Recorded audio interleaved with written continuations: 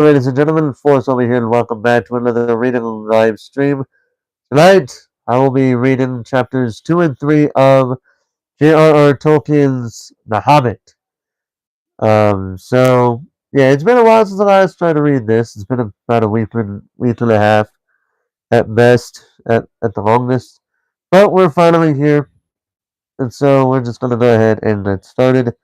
I actually just took a shower, so I should be pretty well good for now.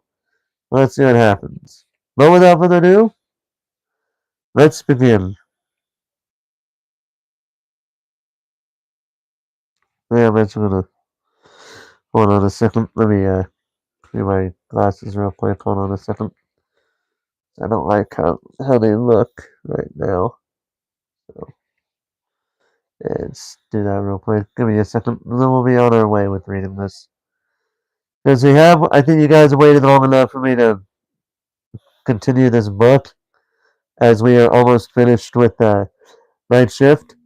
The way I'm looking at this is that at the very least, after I read Night Shift, I probably won't have to worry about reading another book, like a second book, up until, in the event we reach it, Dune. Because trust me when I say that book is so big, it's got so many pages, that it will require a second book to go along with it, just so that way you guys don't get bored to death with me reading that book. Okay, now we're good. Alright, so let's begin.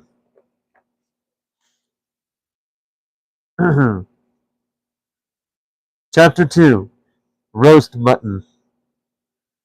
Up jumped Bilbo, and putting on his dressing gown, went into the dining room. There he saw nobody, but all the signs of a large and hurried breakfast. There was a fearful mess in the room, and piles of unwashed crocks in the kitchen. Nearly every pot and pan he possessed seemed to have been used. The washing up was so dismally real that Bilbo was forced to believe the party of the night before had not been part of his bad dreams, as he had rather hoped. Indeed, he was really relieved, after all, to think that they had all gone without him, and without bothering to wake him up. But with never a thank you, he thought. And yet, in a way, he could not help feeling just a trifle disappointed. The feeling surprised him.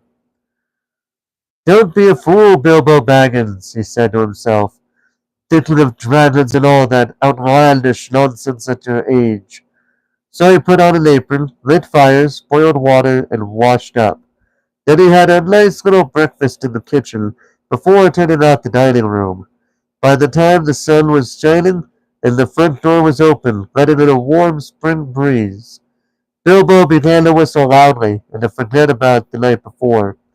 In fact, he was just sitting down to a nice little second breakfast in the dining room by the open window when walked in Gandalf.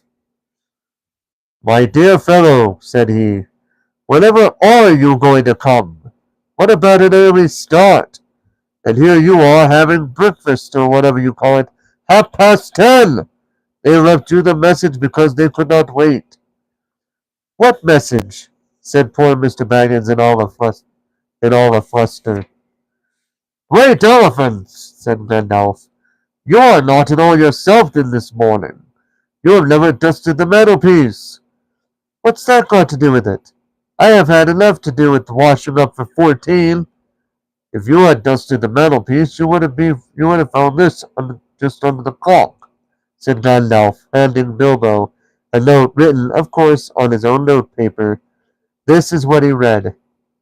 Quote, "Thorin and company to burglar Bilbo. Greeting! For your hospitality, our sincerest thanks, and for your offer of professional assistance, our grateful acceptance. Terms, cash on delivery, up to and not exceeding 1/14 of total profits, if any. All traveling expenses guaranteed in any event. Funeral expenses to be defrayed by us or our representatives if occasion arises and the matter is not otherwise arranged for. Thinking it unnecessary to disturb your esteemed repose, we have proceeded in advance to make requisite preparations, and shall await your respected person at the Green Dragon Inn, Bywater at 11 a.m. sharp, trusting that you will be punctual. We have the honor to remain yours deeply, Thorn and Company. That leaves you just 10 minutes. You will have to run, said Gandalf. But, said Bilbo. No time for it, said the wizard. But, said Bilbo again. No time for that either. Off you go. To the end of his day, Bilbo could never remember how he found himself outside, without a hat, a walking stick, or any money, or anything that he usually took when he went out, leaving his second breakfast half finished and quite unwashed up, pushing his keys into Gandalf's hands, and running as fast as his furry feet could carry him down the lane, past the great mill, across the water, and then on for a mile or more. Very puffed he was when he got to Bywater just on a stroke of 11, and found he had come without a pocket handkerchief. "Bravo!" said Balin, who was standing at the inn door looking out for him. Just then all the others came round the corner of the road from the village. They were on ponies, and each pony was slung about with all kinds of baggages, packages, parcels, and paraphernalia. There was a very small pony, apparently for Bilbo. "Up you two get, and off we go!" said Thorin. "I'm awfully sorry," said Bilbo, "but I have come without my hat, and I have left my pocket handkerchief behind, and I haven't got any money. I didn't get your note until after 10:45 to be precise." "Don't be precise," said Wallen, "and don't worry. You will have to manage without pocket handkerchiefs and a good many other things before you get to the journey's end. As for a hat, I have got a spare hood and cloak in my luggage." That's how they all came to start, jolted off from the inn one fine morning just before May, on laden ponies, and Bilbo was wearing a dark green hood, a little weather stained, and a dark green cloak borrowed from Dwalin. They were too large for him, and he looked rather comic. What his father Bungo would have thought of him, I daren't think. His only comfort was he couldn't be mistaken for a dwarf, as he had no beard. They had not been riding very long when up came Gandalf, very splendid on a white horse. He had brought a lot of pocket handkerchiefs and Bilbo's pipe and tobacco. So after that the party went along very merrily, and they told stories or sing songs as they rode forward all day, except of course when they stopped for meals. These didn't come quite as often as Bilbo would have liked them, but still he began to feel that adventures were not so bad after all. At first they had passed through Hobbit lands, a wide respectable country inhabited by decent folk, with good roads, an inn or two, and now and then a dwarf or a farmer ambling about by on business. Then they came to lands where people spoke strangely and sang songs Bilbo had never heard before. Now they had gone on far into the lowlands, where there was no people left, no inns, and the roads grew steadily worse. Not far ahead were dreary hills, rising higher and higher, dark with trees. On some of them were old castles with an evil look, as if they had been built by wicked people. Everything seemed gloomy, for the weather that day had taken a nasty turn. Mostly it had been as good as May can be, even in merry tales, but now it was cold and wet. In the lowlands they had been obliged to camp when they could, but at least it had been dry.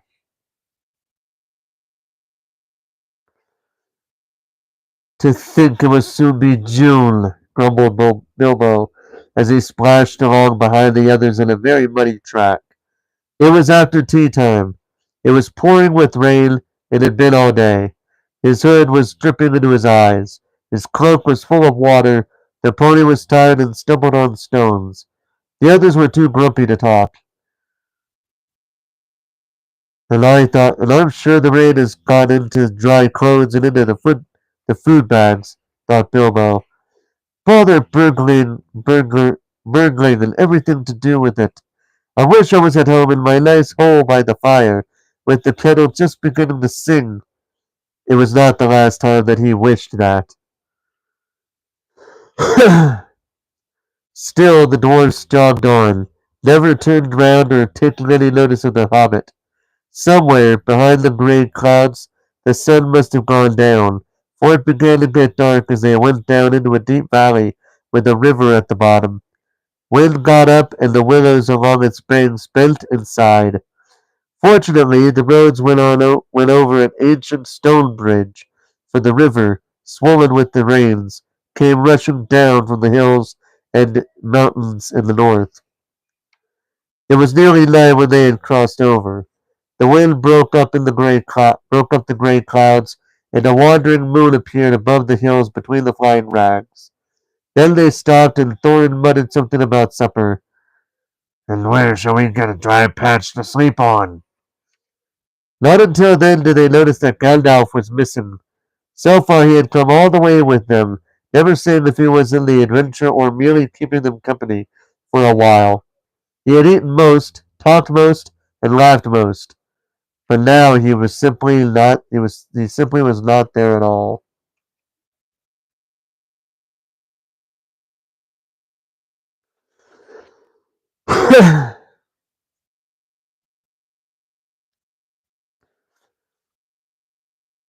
Just when a wizard would have been most useful too, groaned Dory and Lori, who shared the hobbit's views about regular meals, plenty and often. They decided in the end that they would have to camp where they were. They moved to a clump of trees and ran through it, and though it was drier under them, the wind shook the rain off the leaves, and the drip drip was the most annoying. Also, the mischief seemed to have gone into the fire. Dwarves can make a fire almost anywhere out of almost anything, wind or no wind, but they could not do it that night. Not even Oin and Gloin, who were especially good at it. Then one of the ponies took fright at nothing and bolted. He got into the river before they could catch him, and before they could get him out again, Philly and Keely were nearly drowned, and all the baggage that he carried was washed away off him. Of course, it was mostly food, and there was mighty little left for supper, and less for breakfast. There they all sat glum and wet and muttering, while Oil and Gloin were trying to light the fire, and quarreling about it. Bilbo was sadly reflecting that are not all pony rides in May sunshine, when Balin, who was always their lookout man, said, "There's a light over there!" There was a hill some way off with trees on it, pretty thick in parts. Out of the dark mass of trees they could now see a light, shining, a reddish, comfortable-looking light, and it as it might be a fire or torches twinkling. When they had looked at it for some while, they fell to arguing. Some said no, and some said yes. Some said they could but go and see, and anything was better than little supper, less breakfast, and wet clothes all the night. Others said, "These parts are none too well known, and are too near the mountains. Travelers seldom come this way now. The old maps are no use. Things have changed for the worse, and the road is unguarded. They have seldom even heard of the king round here, and the less inquisitive you are as you go along, the less trouble you are likely to find." Some said, "After all, there are 14 of us." Others said, "Where has Gandalf got to?" This remark was repeated by everybody. Then the rain began to pour down worse than ever, and Oin and Gloin began to fight. That settled it. "After all, we have got a burglar with us," they said, and so they made off, leading their ponies, with all due and proper caution, in the direction of the light. They came to the hill and were soon in the wood. Up the hill they went, but there was no proper path to be seen, such as might lead such as might lead to a house or a farm, and do what they could, they made a deal of rustling and crackling and creaking, and a good deal of grumbling and dratting, as they went through the trees in the pitch dark. Suddenly the red lights shone out very bright through the tree trunks not far ahead. "Now it is the burglar's turn," they said, meeting Bilbo. "You must go on and find out all about that light, and what it is for, and if all is perfectly safe and canny," said Thorin to the Hobbit. Hold on, I gotta do it with Thorin. Hold on a second. "You must go on and find out all about that light, and what it is for, and if all is perfectly safe and canny," said Thorin to the Hobbit. "Now scuttle off, and come back quick, if all is well. If not, come back if you can. If you can't, hoot twice like a barn owl, and once like a screech owl, and we will do what we can." Dear Lord, that voice is the same voice that's similar to what I use for Gumshoe. If I do it long enough, that voice hurts my throat.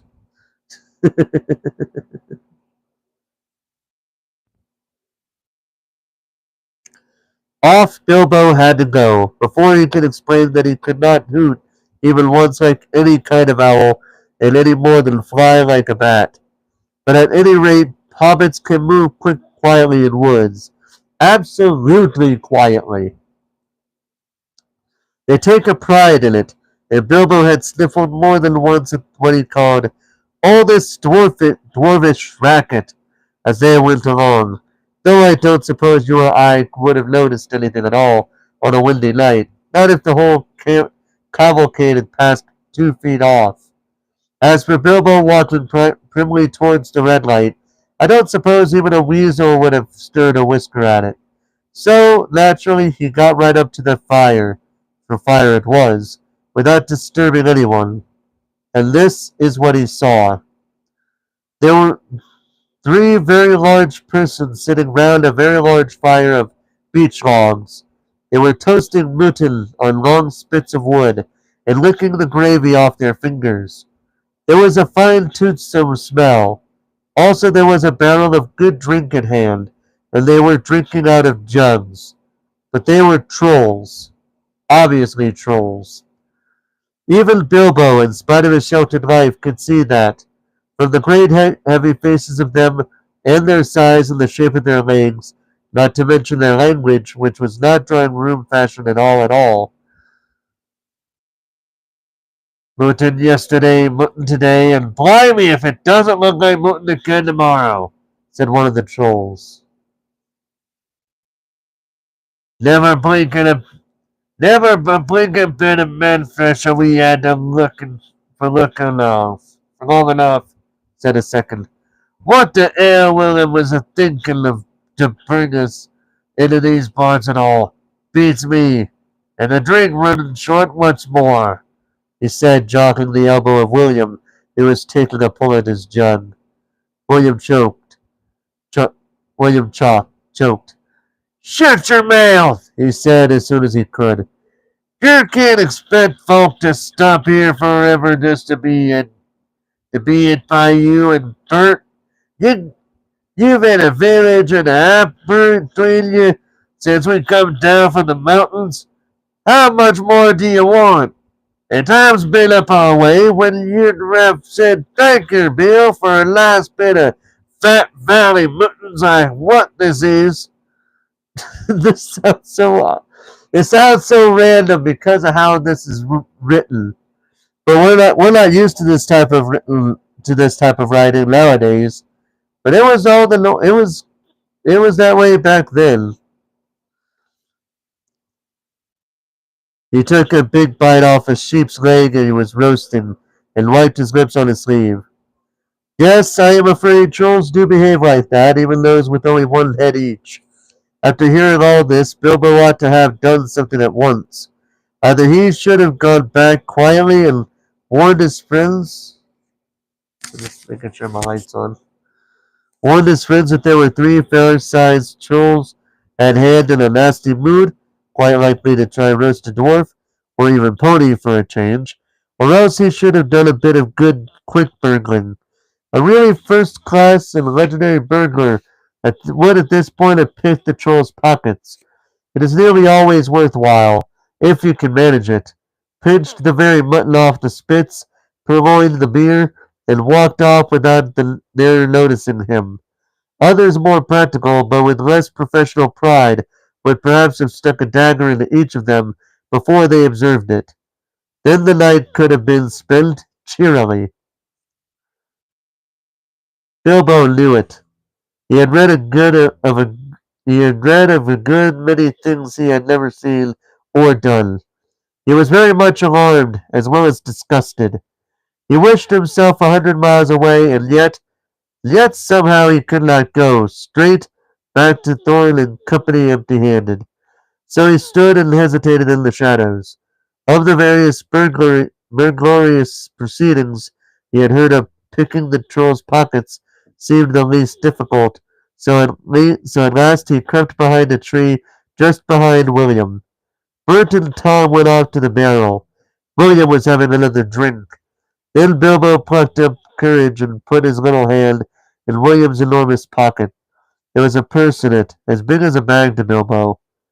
Ha! Thought he, warming to his new work as he lifted it carefully out.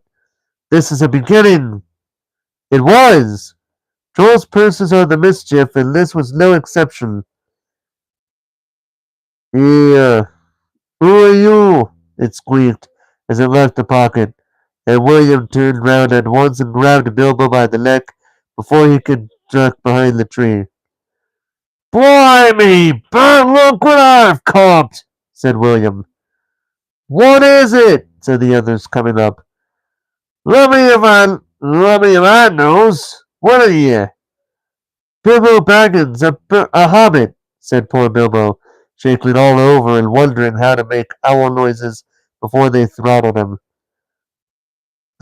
A hobbit? Said they, a bit startled. Trolls are slow in the uptake, and mighty suspicious about anything new to them. What's a hobbit got to do with my pocket, anyways? Said William. And can you cook 'em? Said Tom. You can try, said Bert, picking up a skewer. He wouldn't make about a mouthful, said William, who had already had a fine supper. Not when he was skinned and boned. Perhaps they're more like him round about, and we might make a pie, said Bert. Here, you! Are there any more of your sort of sneaking in these here woods, you nasty little rabbit? He said, looking at the hobbit's furry feet, and he picked him up by the toes and shook him. Yes, lots, said Bilbo before he remembered not to give his friends away. No, none at all, not one, he said immediately afterwards. What do you mean? Said Bert, holding him right way up by the hair this time. What I said, said Bilbo, gasping. And please don't cook me, kind sirs. I'm a good cook myself, and cook better than I'd cook if you see what I mean. I'll cook beautifully for you. A perfectly beautiful breakfast for you. If only you won't have me for supper. Poor little bladder, said William. He had already had as much supper as he could hold. Also, he had had lots of beer. Poor little bladder. Let him go. Not till he says what he means by lots and none at all, said Bert. I don't want to have me throat cut in me sleep. I want his toes in the fire till he talks. I won't have it, said William. I caught him anyway.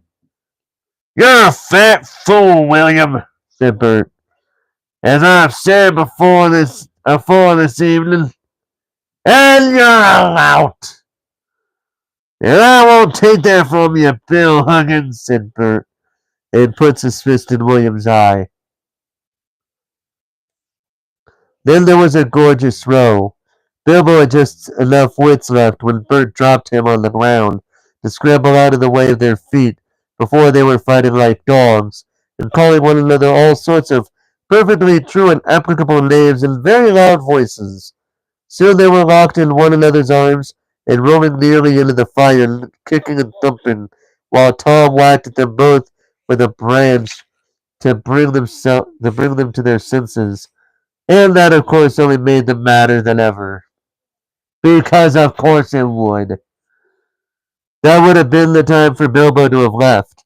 But his poor little feet had been very squashed in Bert's big paw, and he had no breath in his body, and his head was going round.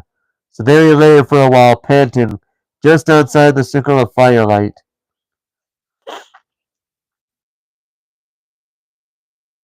Right in the middle of the fight came up Balin. The dwarves had heard noises from a distance, and after waiting for some time for Bilbo to come back, or to hoot like an owl, they started off one by one to creep towards the light as quietly as they could. No sooner did Tom see Balin come into the light than he gave an awful howl. Joel simply detests the very sight of dwarves, uncooked. Bert and Bill stopped fighting immediately and a sack, Tom, quick! They said. Before Balin, who was wondering where in all this commotion Bilbo was, knew what was happening. A sack was over his head, and he was down. There's more to come yet, said Tom. A right mighty mister. Lots of learned all it is, said he. No, poor Hobbit, but lots of these here dwarves. That's about the shape of it. I reckon you're right, said Bert. And we best get out of the lot. And so they did. With sacks in their hands that they used for carrying off mutton and other plunder, they waited in the shadows. As each dwarf came up and looked at the fire and the spilled jugs and the gnawed mutton in surprise, pop! Went a nasty smelly sack over his head, and he was down. Soon Dwalin lay by Balin, and Feely and Keely together, and Dory and Nori and Ori all in a heap, and Oin and Gloin, and and Bifer and Bofer and Bomber piled uncomfortably near the fire. That'll teach 'em, said Tom, for Bifer and Bomber had given a lot of trouble and fought like mad, as dwarves will when cornered. Before I read this next bit, since there is a picture here, that this is a picture of the trolls. It even says so down. It even says so down here that is a picture of the trolls. Thorin came last, and he was not caught unawares. He came unexpecting mischief, and didn't need to see his friends lame sticking out of sacks to tell him that things were not all well. He stood outside in the shadows some way off, and said, What's all this trouble? Who's been knocking my people about? It's trolls, said Bilbo from behind a tree. They had forgotten all about him. They're hiding in the bushes with sacks, said he. Oh, are they? Said Thorin, and he jumped forward to the fire before they could leap on him.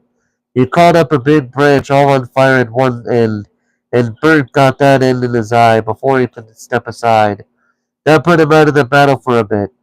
Bilbo did his best. He caught hold of Tom's leg as well as he could. It was thick as a young tree trunk, but he was soon spinning up into the top of some bushes when Tom kicked the sparks up in Thorin's face. Tom got the branch in his teeth for that, and and lost one of the front ones. It made him howl, I can tell you. But just at that moment, William came up and behind and popped his sack right over Thorin's head and down to his toes. And so the fight ended. A nice pickle they were all in now, and they're all neatly tied up in sacks with three angry trolls, and two with burns and bashes to remember, sitting by them, arguing whether they should roast them slowly or mince them fine and boil them, or just sit on them, one by one, and squash them into jelly, and Bilbo up in a bush, with his clothes and his skin torn, not daring to move for fear that they should hear him.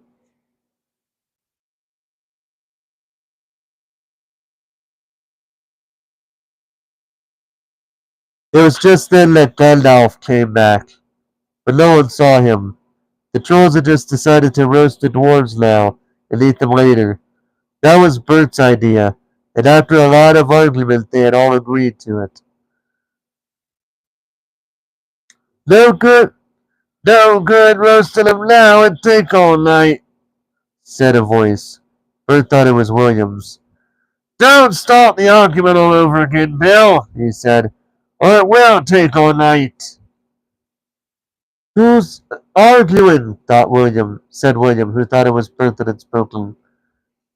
You are, said Bert. You're a liar, said William, and so the argument began all over again. In the end, they decided to mince them fine and boil them. So they got a great black pot, and they took out their knives. No good boiling them. We ain't got no water, and it's a long way to the well and all, said a voice. Bert and William thought it was Tom's. Shut up, said they. We'll never have done. And yet, and you can fetch the water yourself if you say any more. Shut up yourself, said Tom, who thought it was William's voice. Who's arguing but you, I'd like to know.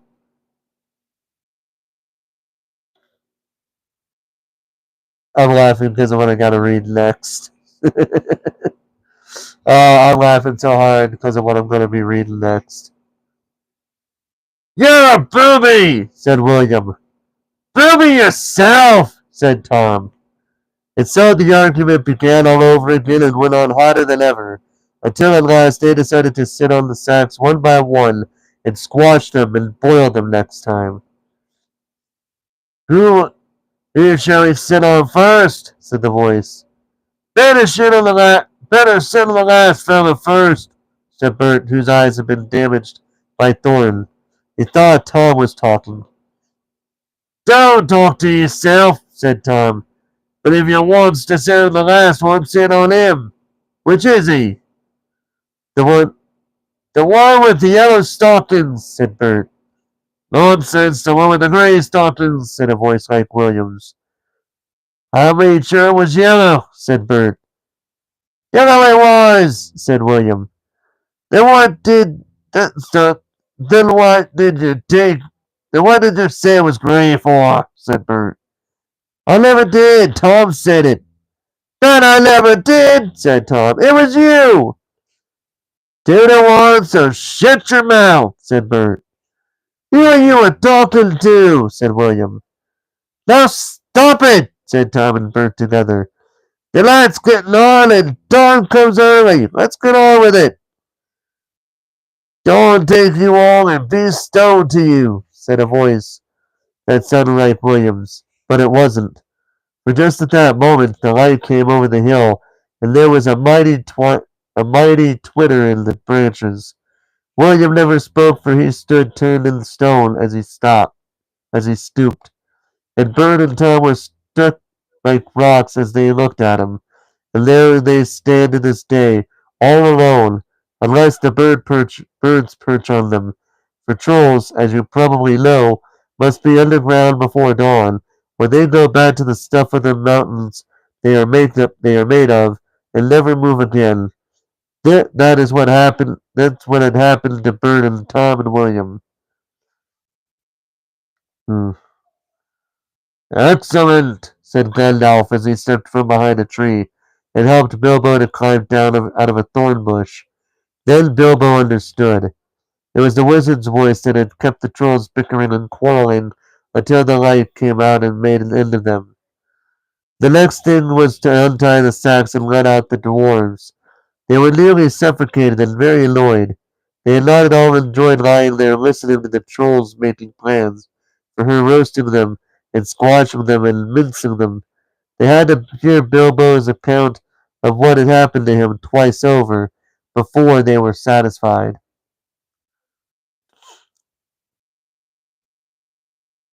Silly, silly time to go practicing pinching and pocket picking, said Bomber. When what we wanted was fire and food. And that's just what you wouldn't have got of those fellows without a struggle, in any case, said Gandalf. Anyhow, you're wasting time now. Don't you realize that the trolls must have a cave or a hole dug somewhere near to hide from the sun in? We must look into it. They searched about and soon found the marks of trolls' stony boots going away through the trees. They followed the tracks up the hill until, hidden by bushes, they came out a big door of stone leading to a cave. But they could not open it, not though they not though they all pushed while Gandalf tried various incantations. Would this be any good? Asked Bilbo when they were getting tired and angry. I found it on the ground where the trolls had their fight. He held out a large key, though no doubt William had thought it very small and secret. It must have fallen out of his pocket, very luckily, before he was turned to stone. Why on earth didn't you mention it before? They cried. Gandalf grabbed it and fitted it into the keyhole. Then the stone door swung back with one big push, and they all went inside. There were bones on the floor, and a nasty smell was in the air. But there was a good deal of food jumbled up carelessly on shelves and on the ground, among an untidy litter of plunder, of all sorts of brass buttons to pots full of gold coins standing in a corner. There were lots of clothes, too, hanging on the walls, too small for trolls. I am afraid they belonged to victims, and among them were several swords of various makes, shapes, and sizes. Two caught their eye particularly because of their beautiful scabbards and jeweled hilts. Gandalf and Thorin each took one of these, and Bilbo took a knife in a leather sheath. It would have made only a tiny pocket knife for a troll, but it was so good as a short sword for the hobbit. They look like good blades, said the wizard, half drawing them and looking at them curiously. They were not made by any trolls, nor by any smith among men in these parts and days, but when we can read the runes on them, we shall know more about them. Let's get out of this horrible smell, said Feely. So they carried out the pots of coins and such food as was untouched and looked fit to eat, also one barrel of ale which was still full. By that time they felt like breakfast, and being very hungry, they did not turn their noses up at what they had got from the Rolls land larder. Their own provisions were very scanty. Now they had been they have had now they had bread and cheese and plenty of ale and bacon to roast in the embers of the fire. After that they slept for their night had been dis, had been disturbed, and they did nothing more till the afternoon. Then they brought up their ponies and carried away the pots of gold and buried them with very secretly not far from the track by the river, putting a great many spells over them, just in case they ever had the chance to come back and recover them.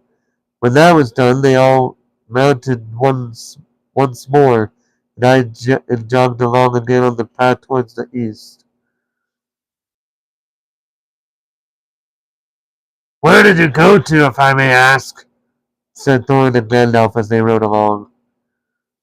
To look ahead, said he.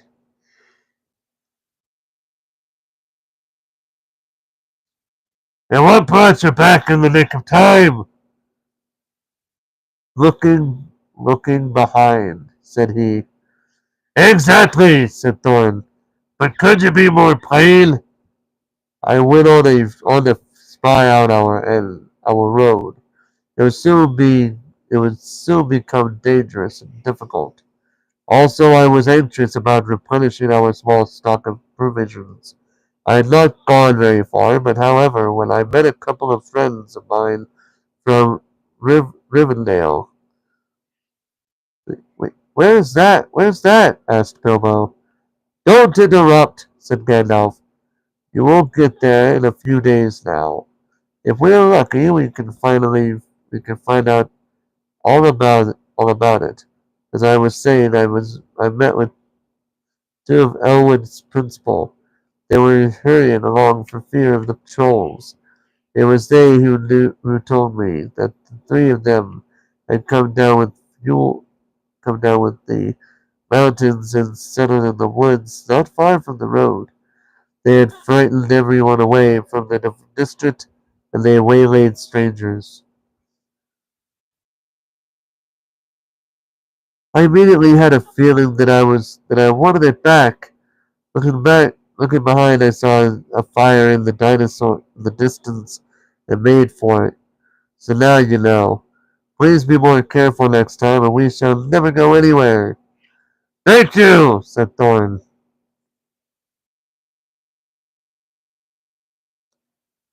So I'm surprised that took only 41 minutes to read. Now this part won't be too terribly long. It's about five page flaps from 43 to 51. Yeah, from page 43 to page 51. That is chapter 3, A Short Rest. Speaking of which, I'll check to see if there's any tea out there.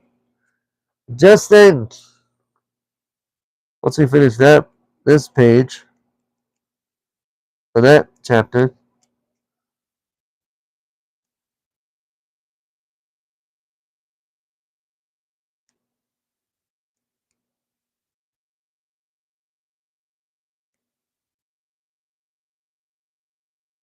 yeah, just almost done with it. I'm almost thinking about just reading the rest of Night Shift after this. So that way all we have is just the book of the Hobbit. But I also like the idea of taking turns with them. But yeah, either way, I'm gonna go. I noticed that my thing was moving. I'm gonna go ahead, take a little break. Gonna see if we got some tea out there, and I will be trying not to get my TV started. But I'll be right back.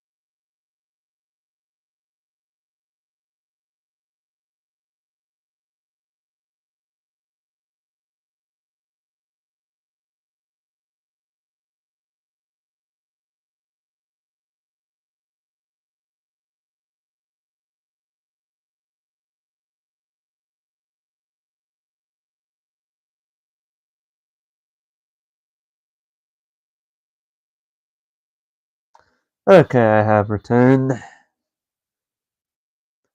Turned out I didn't. So it turned out I didn't have any. There was no tea made yet, so I had to make do with something else. But I'll probably drink it after this chapter because I am still awake from the shower that I had earlier. So let's go ahead and finish this.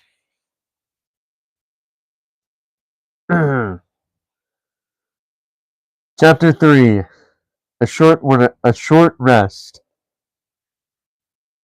They did not sing or tell stories that day, even though the weather improved, nor the next day, nor the day after.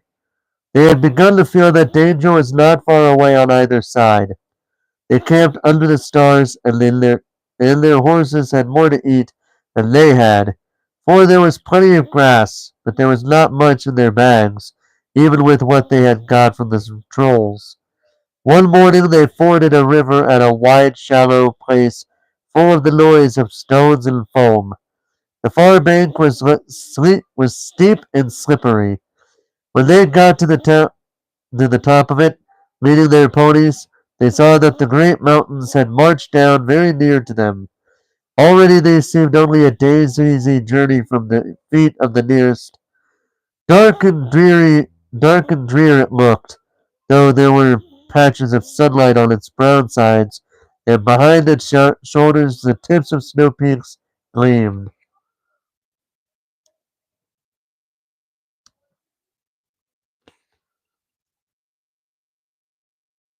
"Is that the mountain?" asked Bilbo in a solemn voice, looking at it with round eyes. He had never seen a thing that looked so big before. "Of course not," said Balin. "That is only the beginning of the Misty Mountains, and we have got to get through or over or under those somehow before we can come into the wonderland beyond. And it is a deal of a way even from the other side of them to the lonely mountain in the east, where Smaug lies on our treasure." "Oh," said Bilbo, and just at that moment he felt more tired than he ever remembered feeling before.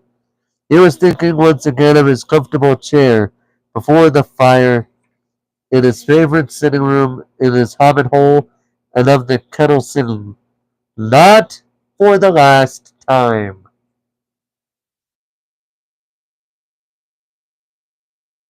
Now Gandalf led the way.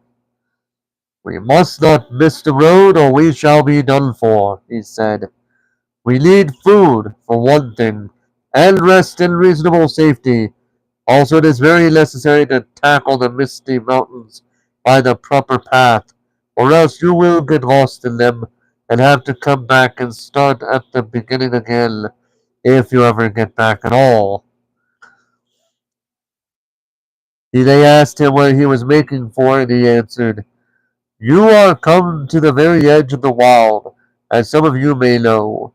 Hidden somewhere ahead of us is the fairy village of Rivendell, where Elrond lives in the last lonely house. I sent a message for my friends, and we are expected."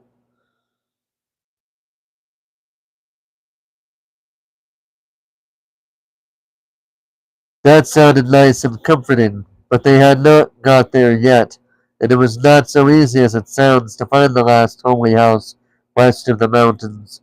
There seemed to be no trees and no valleys and no hills to break the ground in front of them, only one vast slope going slowly up and up to meet the feet of the nearest mountain, a wide land the color of heather and crumbling rock, with patches and slashes of grass green and moss green showing where water might be. Morning passed, afternoon came, but in all the silent waste there was no sign of any dwelling. They were growing anxious, for they saw now that the house might be hidden almost anywhere between them and the mountains. They came on unexpected valleys, narrow with steep sides, that opened suddenly at their feet, and they looked down surprised to see below them a running of water at the bottom. There were gullies that they could almost leap over, but very deep with the waterfalls in them. There were dark ravines that one could neither jump or over nor climb into. There were bogs, some of them green, pleasant places to look at, with flowers growing bright and tall, but a pony that walked there with a pack on its back would never have come out again. It was indeed a much wider land from the ford to the mountains than ever you would have guessed. Bilbo was astonished. The only path was marked with the white stones, some of which were small and others were half covered with moss or heather. Altogether, it was a very slow business following the track, even guided by Gandalf, who seemed to know his way about pretty well. His head and beard wagged this way and that as he looked for the stones, and they followed his lead, but they seemed no nearer to the end of the search but when the day began to fail. Tea time had long gone by, and it seemed supper time would soon do the same. There were moths fluttering about, and the light became very dim, for the moon had not risen. Bilbo's pony began to stumble over roots and stones. They came to the edge of a steep fall in the ground so suddenly that Gandalf's horse nearly slipped down the slope. "Here it is at last!" he called, and the others gathered round him and looked over the edge. They saw a valley far below. They could hear the voice of hurrying water in a rocky bed at the bottom. The scent of trees was in the air, and there was a light on the valley side across the river. Bilbo never forgot the way they slithered and slipped in the dusk down the steep zigzag path into the secret valley of Rivendell. The air grew warmer as they got lower, and the smell of the pine trees made him drowsy, so that every now and again he nodded and nearly fell off, or bumped his nose on the pony's neck. Their spirits rose as they went, down and down. The trees changed to beech and oak, and there was a comfortable feeling in the twilight. The last green had almost faded out of the grass when they came at length to an open glade not far above the banks of the stream. Hmm, it smells like elves, thought Bilbo, and he looked up at at the stars. They were they were burning bright and blue. Just then there came a burst of song like laughter in the trees. Here we go. Gotta sing a little bit here. Just bear with me.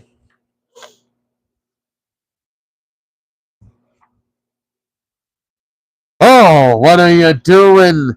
And where are you going? The ponies need shoeing. The river is flowing. Ooh, tra-la-la, lally. Hey, down in the valley. Oh, what are you seeking? And where are you making? The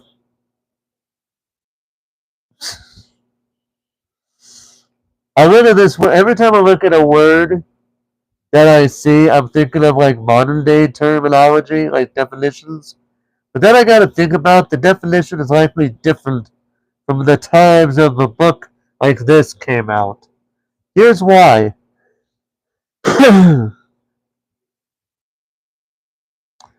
"Oh, what are you seeking? And where are you making? The faggots are reeking, the buttocks are baking. Oh, wait, what? Chillilly, the valley is jolly. Ha ha! The reason why I was a little bit see before anybody goes off on the fact that I said what nowadays is considered is now the meaning of a derogatory remark to a certain group of people.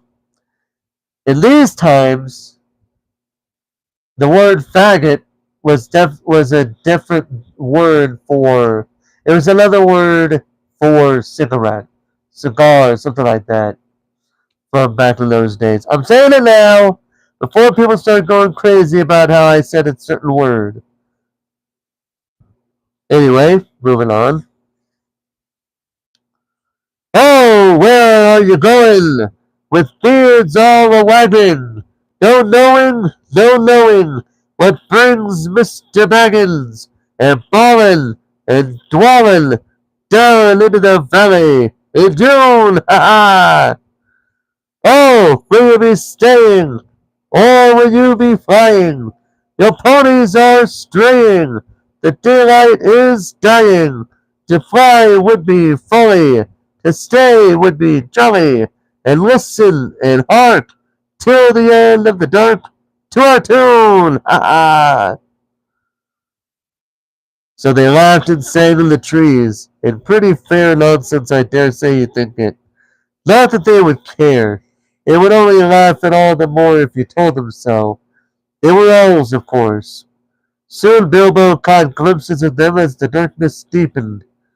He loved elves, though he seldom met them, but he was a little frightened of them, too. Dwarves don't get on well with them. Even decent enough dwarves like Thorin and his friends think them foolish, which is a very foolish thing to think, or get annoyed with them. For some elves tease them and laugh at them, and most of all at their beards. Well, well, said a voice. Just look. Bilbo the Hobbit on a pony. My dear, isn't it delicious? Most astonishing, wonderful. Then off they went into another song as ridiculous as the one I have written down in full. At last one, a tall young fellow came out from the trees and bowed to Gandalf and to Thorin. Welcome to the valley, he said. Thank you, said Thorin a bit gruffly, but Gandalf was already off his horse and among the elves, talking merrily with them. Excuse me. You are a little out of your way, said the elf. That is, if you are asking for the only path across the water and to the house beyond. We will set you right, but you had best get on foot until you are over the bridge. Are you going to stay a bit and sit with us, or will you go straight on? Supper is preparing over there, he said. I can smell the wood fires while they're cooking. Tired as he was, Bilbo would have liked to stay a while. Elvish, elvish singing is not a thing to miss in June under the stars, not if you care for such things. Also, he would have liked to have a few private words with these people that seemed to know his name and all about him, although he had never seen them before. He thought their opinion of his adventure might be interesting. Elves know a lot and are wondrous folk for news, and know what is going on among the peoples of the land as quick as water flows, or quicker. But the dwarves were all for supper as soon as possible just then and would not stay. On they all went, leading their ponies till they were brought to a good path, and so, at last, to the very brink of the river. It was flowing fast and noisily, as mountain streams do of a summer evening, when sun has been all day on the snow far up above. There was only a narrow bridge of stone without a parapet, as narrow as a pony could well walk on, and over that they had to go, slow and careful, one by one, each leading his pony by the bridle. The elves had brought bright lanterns to the shore, and they sang a merry song as the party went across. Don't dip your beard in the foam, father, they cried to Thorin, who was bent almost onto his hands and knees. It is warm enough without water in it. Fine, Bilbo doesn't eat all the cakes, they called. He is too fat to get through keyholes yet. Hush, hush, good people, and good night, said Gandalf, who came last. Valleys have ears, and some elves have over-merry tongues. Good night! And so at last they all came to the last homely house, and found its doors flung wide. Now it is a strange thing, but things that are good to have and days that are good to spend are soon told about, and not much to listen to, while things that are uncomfortable and palpitating and even gruesome may make a good tale and take a deal of telling anyway. They stayed long in that good house, 14 days at least, and they found it hard to leave. Bilbo would gladly have stopped there forever and ever, even supposing a wish would have taken him right back to his hobbit hole without trouble. Yet there is little to tell about their stay. The master of the house was an elf friend, one of those people whose fathers came into the strange stories before the beginning of history, the wars of the evil goblin and the elves, and the first men in the north. In those days of our tale, there were still some people who had both elves and heroes of the north for ancestors, and Elrond, the master of the house, was their chief. He was as noble and as fair in the face as an elf lord, as strong as a warrior, as wise as a wizard, and as venerable as a king of dwarves, and as kind as summer.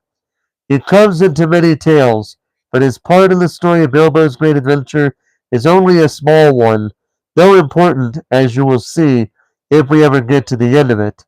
His house was perfect, whether you liked food, or sleep, or work, or storytelling, or singing, or just sitting and thinking best, or a pleasant mixture of them all.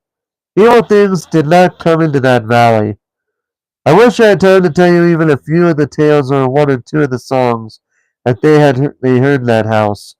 All of them, the ponies as well, grew refreshed and strong in a few days there.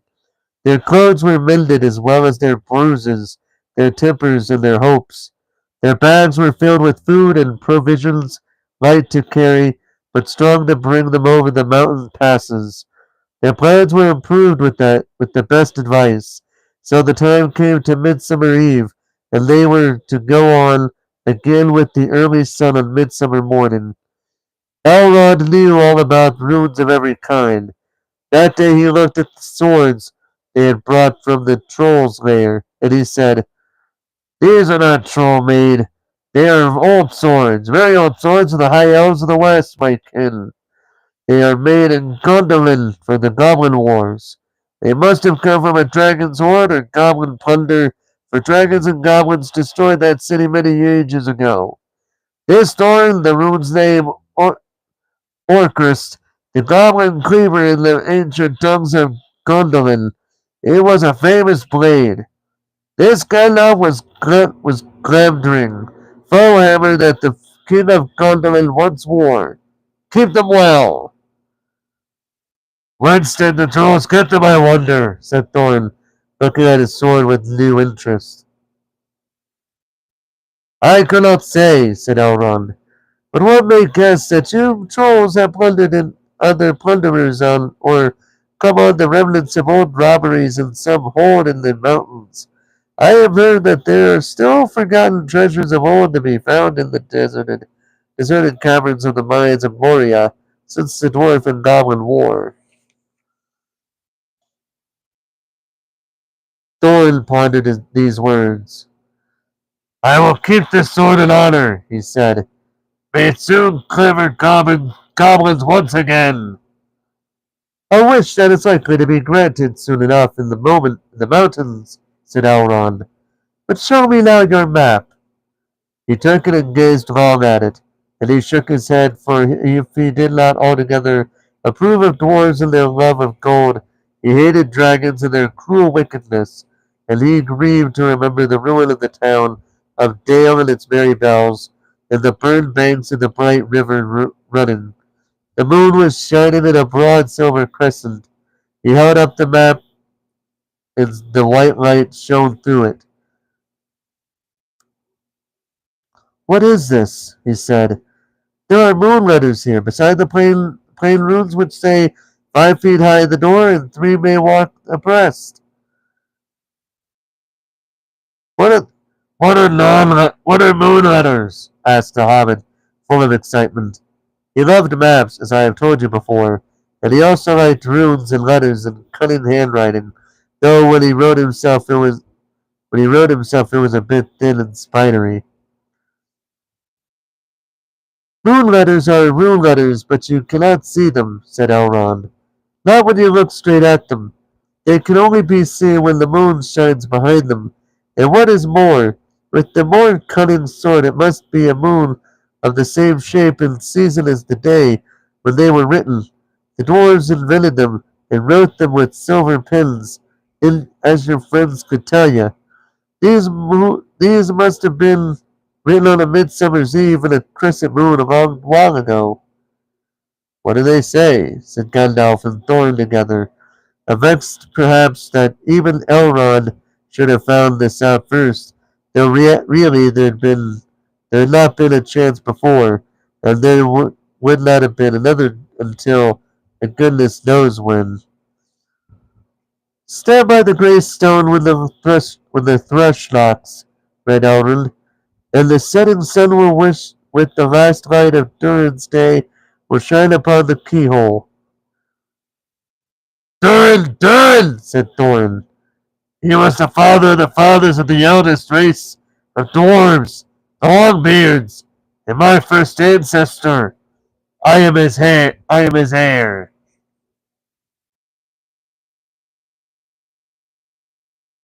Then what is Durin's day? Asked Elrond. The first day of the dwarves' new year, said Thorin, is as all should know the first day of the last moon of autumn on the threshold of winter. We still call it Durin's day when the last moon of autumn and the sun are in the sky together. But this will not help as much, I fear, for it passes our skill in these days to guess when such a time will come again. That remains to be seen, said Gandalf. Is there any more writing? None to be seen by this moon, said Elrond, and he gave the map back to Thorin, and then they went down to the water to see the elves dance and sing upon the midsummer's eve. The next morning was a midsummer's morning as fair and fresh as could be dreamed. Blue sky and never a cloud, and the sun dancing on the water. Now they rode away amid songs of farewell and good speed, and with their hearts ready for more adventure, and with the knowledge of the road they must follow over the misty mountains to the land beyond. And that is going to do it for tonight. I did say chapters 2 and 3. Well, now we are on chapter 4, so the next time I read The Hobbit,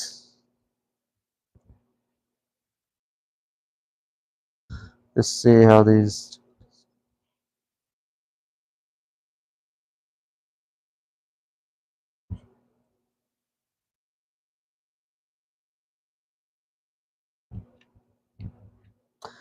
Yeah, next time I may or may not read.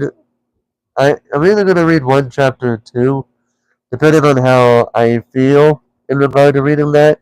Because one of the two chapters that would be upcoming is very long, and I know I bumped the mic as I say that, but it is very long for what it's worth. About as long as probably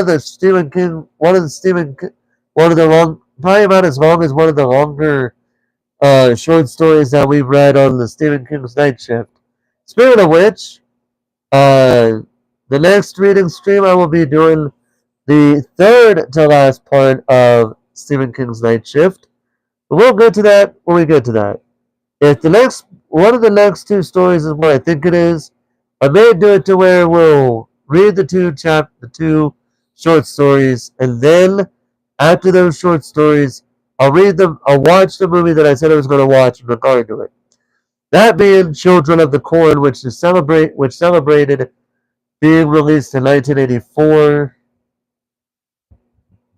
so 40 years ago. So yeah, I did say I was going to do that, and I'm still going to do it either way.